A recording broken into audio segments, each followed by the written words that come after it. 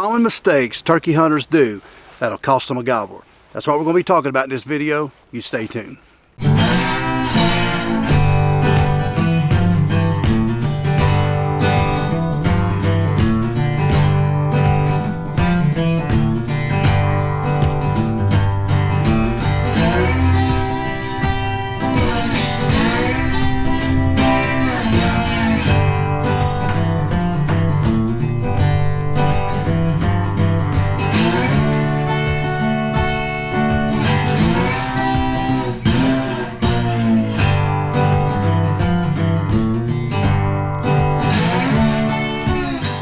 No matter if you've been turkey hunting for 1 year or whether you've been turkey hunting for 40 years, we can all just fess up that we've all made mistakes.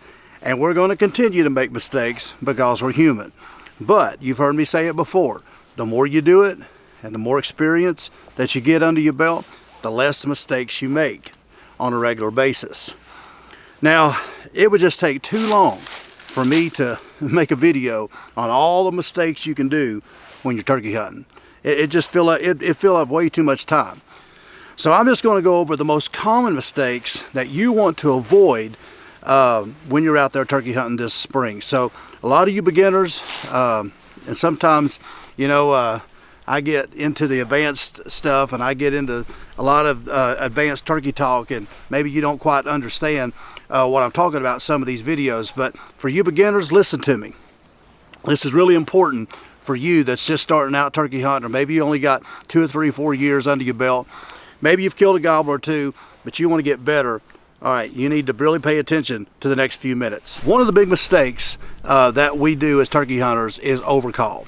Overcalling is when you just keep throwing that call at that gobbler. You're just up there and you just keep calling to him as he's gobbling, and he's out there 100, 150 yards, or maybe he's closer, you know, and you just keep calling at him. Now, if you're around my age, you probably grew up the same way I did. Renting VHS tapes, or later on it was DVDs, at your local mom and pop shop video store and watching turkey hunting. You know, usually it was the bigger call companies that had the yearly DVDs that would come out. And we'd watch these turkey hunts, and that was our turkey hunting entertainment. There wasn't no YouTube or social media. There wasn't 24/7 turkey stuff to watch. It was, you know, one time a year pretty much. You waited for your favorite DVDs to come out, and you just went and rented them, or VHS, and you watched them. And that was kind of a lot of ways how a lot of people learned to turkey hunt, quote. But the older I got, the more experience I got in turkey hunting. You know, I just remember being, you know, 3 or 4 or 5 years in turkey hunting, and I'd sit there and scratch my head sometimes and watch it, and I'd go, well, wait a second. How, you know, because you'd see the hunter calling to gobblers when there's, you know, 100 yards out from them, and they're filming them sometimes. They're filming them. And the gobbler's out there strutting, and then all of a sudden, one camera guy, you know, over the shoulder from the hunter like they're supposed to be, but now the turkey's out there in plain view, and all of a sudden you see this big old camera. The next scene you see is over on the hunter, and he's over there calling. And then the next scene is back on the gobbler. And I'm thinking, no, wait a second, how did they move that camera without that gobbler seeing them? How did that camera guy do this, you know, from the hunter and this gobbler's 100 yards from him, or closer? And why is he calling when the gobbler's so close, you know?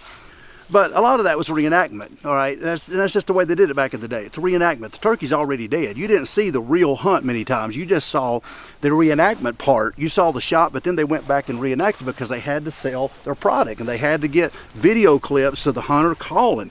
But he wasn't calling that gobbler, because that's not, you know, good turkey hunters especially, that's not the way you're supposed to do it. Now, so, you know, I understand why they did it back in the day, but it taught a whole generation of turkey hunters a bad habit, because they saw their favorite turkey hunter calling to a gobbler when he's out there in plain view, and that's what they thought they needed to do, and then it messes them up.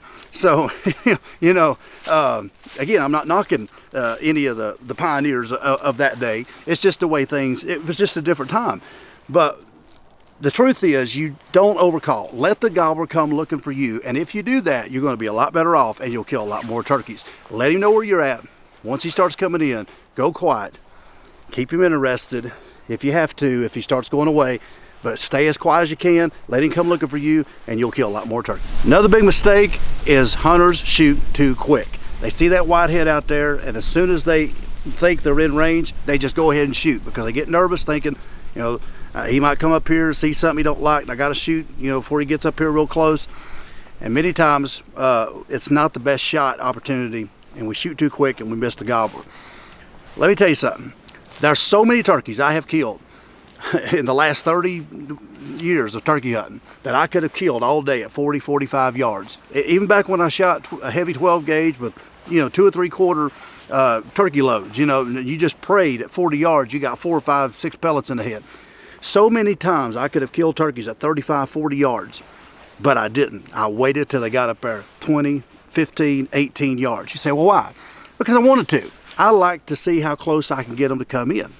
And I have killed so many where I could have shot in the wide open at 25, 30, 40 yards, but I waited till they got close. Now, I'm not saying you got to do that. I'm just saying, just because that turkey's, you know, 40, 45, 50 yards, you know, nowadays you can shoot that far, but you don't have to shoot that. You don't have to take that shot. Just let them come in. The closer they come in, the better off you're going to be. Get them in that 20, 25 yard range with most loads today, and you'll kill that turkey. But a lot of times we get too nervous, we get the goblin fever, and we're afraid that turkey's going to see us. Just take a breath. If he's not nervous, he's not acting weird, he's not, you know, he's not, his body language is telling you he's calm, just sit there, enjoy the show, and let him come on in, because he knows where that calling was. He can almost come to that very spot, and he'll just walk right all the way in for you, and you will kill a lot more turkeys by not shooting too quick. Now here's a big one. Set longer. When you think that you have set long enough at a spot, tell yourself, I'm going to set 15 or 20 more minutes, especially when you got a gobbler out there that's been gobbling and he's not coming in, and you haven't seen him for a while. When you feel like getting up and you ain't heard him, tell yourself, I'm going to sit here 15, 20 more minutes. It'll amaze you. It will amaze you how many times that turkey will come right on in and you'll kill him. Whereas if you'd have got up 10, 15 minutes earlier, you'd have walked off, he would have saw you way out there, or you would have spooked him because you didn't set long enough. Tell yourself, I'm going to set 15 or 20 more minutes. People don't set long enough. They get too impatient. They want to run. They want to just go to, you know, the grass is always, quote, greener on the other side. Set longer. Be more patient. Patience kills turkeys. Tell yourself, when that urge to get up and move around, and, you know, you're starting to get, you know, you're starting to hurt a little bit. You're starting to get uncomfortable. Tell yourself, 20 more minutes and see what happens. It'll surprise you how many turkeys will come in. Now here's a big one, and sometimes I even catch myself doing this because I'm trying to hurry up and set on a gobbler too quick. Make sure you set where the sun is not going to be in your face. It is hard to see a turkey's head when the sun's going to be blinding you, and you're trying to pick, boy, and I've been caught off guard by doing that, and you go, why did I sit up in the sun? But remember, a lot of times when we set up on a gobbler, the sun hasn't risen yet. The sun rises in the east, it sets in the west. So make sure you're not sitting in the mornings facing the east. You know, try to set where you know that when the sun does come up, it's not going to be blinding you right in the face. Same thing in the evenings. You know, make sure you're sitting not facing the west if you can help it.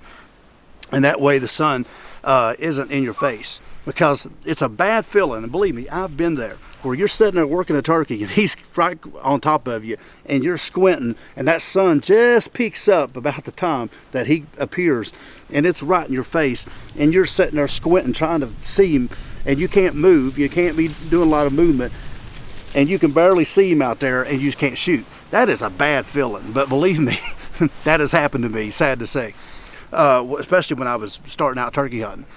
But the more experience you get under your belt, the more you start thinking about this stuff before you set up to work that turkey. So them are just some of the few things that hopefully you can take away from this video. And remember that this coming turkey season, because all of these mistakes can be avoided if you just think before you act. So hopefully you won't make these mistakes this coming turkey season, and you can be packing out a big old gobbler this coming season by doing the right thing and not doing the wrong thing. Hey, make sure to subscribe to this video. Just hit that subscribe button down in the corner. I'd really appreciate it. Also, follow me on social media on Facebook, Instagram. Stay with me all year long. By that way, check out all of our sponsors in the links below. Check out Spring Fever Custom Calls, where you can get all of my signature line of turkey calls, from the gobbler getter tube call to the little slide, the old slide, all of my turkey calls over there. Get them there at springfevercustomcalls.com. Also, check out Stoeger shotguns, the official shotguns of Dell Outdoors. If you're looking for a turkey gun, check out the Stoeger line of shotguns. You won't be disappointed. They make a great gun. Check out Tidewe.com, where you can get so many great hunting products over there, from great turkey vests to jackets to boots to rangefinders to pop-up blinds. So many great products at Tidewe.com. Just make sure to use the promo code DALE, D-A-L-E, so you can get a better discount on your purchases. Check out Kona Scopes, Game Cuffs, and our brand new sponsor, Obessession Bows. That's right, we hooked up with Obessession Bows just recently. So if you're looking for a bow for 2025, go over to Obessession Bows and check them great line of bows out. You won't be disappointed. Until the next video, we'll see you in the next one.